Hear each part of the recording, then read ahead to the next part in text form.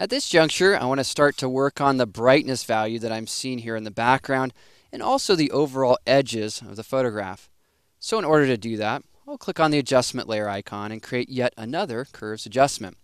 Next, I'm going to grab my target adjustment tool and simply click and drag down. And I'm going to click and drag down so I can bring down these bright points down here in the background. Now as I do that, we can see that we can darken this up significantly. Next step, press Command or Control I to invert. Then grab our brush tool. Here we'll paint with white. I'm going to paint with white with a relatively medium range opacity. It's what I happen to have it on, which was 50% up here. And I think that will work just fine, just darkening up some of this area. Again, just wanting to bring that down a little bit, and also perhaps a little bit down here as well. Okay, well here's that before and then after. My brush strokes aren't very exact, yet they don't need to be in this particular case. Okay, well the next thing I want to do is work on the edges. Now because at this juncture I'm really transitioning to something different, let's organize our layers panel. If we click in the top layer, hold down the Shift key, then click in the bottom layer of all these adjustments. We can then press Command or Control G in order to group these, and we'll call this color and tone. This way we can see how we're doing. Here's that overall before and then after. Alright, well the next step is going to be to create a new layer. Let's click on the new layer icon. Next, let's fill this new layer with black. To access the fill command, you can press Shift Delete, and then from this dialog you can choose different colors. In our case, we'll choose black and click OK. Now here at this juncture, it's covering the entire image. That's not what I want. So I'm going to click on the Add Layer Mask icon. Then I'm going to grab my Marquee tool.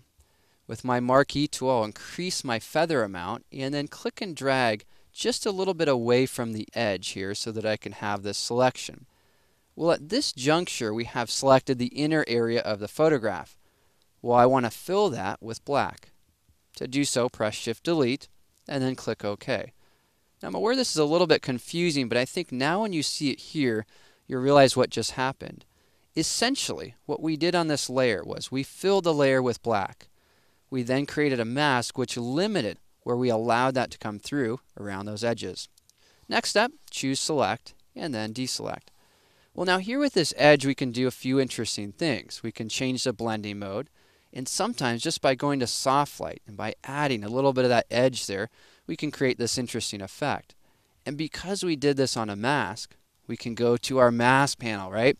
Here we can increase that feather amount. We can soften that out so it's a little bit less of a shape and a little bit more of an experience of just kind of darkening the overall edges of the photograph. There's our before and then our after.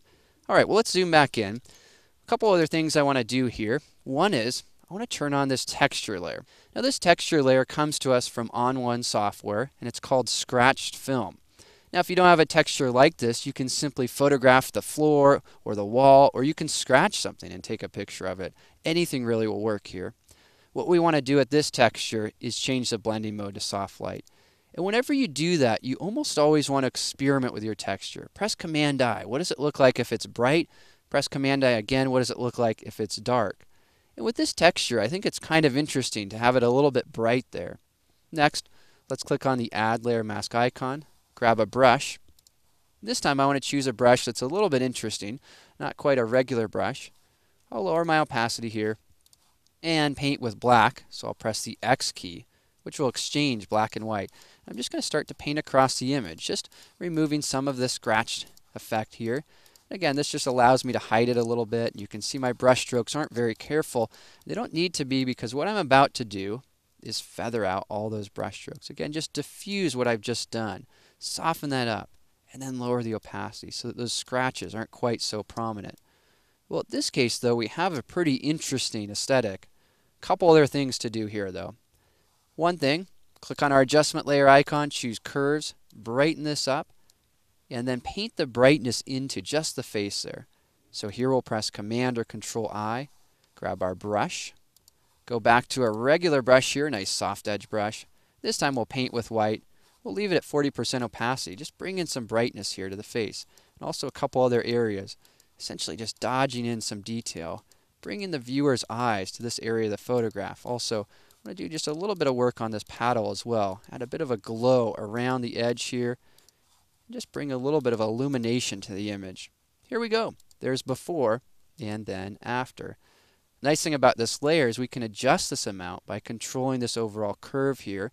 And then finally, if we're moving fast like I am, and I'm using a mouse here, I'm not even using a Wacom tablet, I can soften up those brush strokes by increasing the overall feather. So as you can see, in order to create a vintage look, it's quite a journey. It's a number of different steps. But kind of think of those steps as the way that time works. Look at how you can stain your images with the passage of time.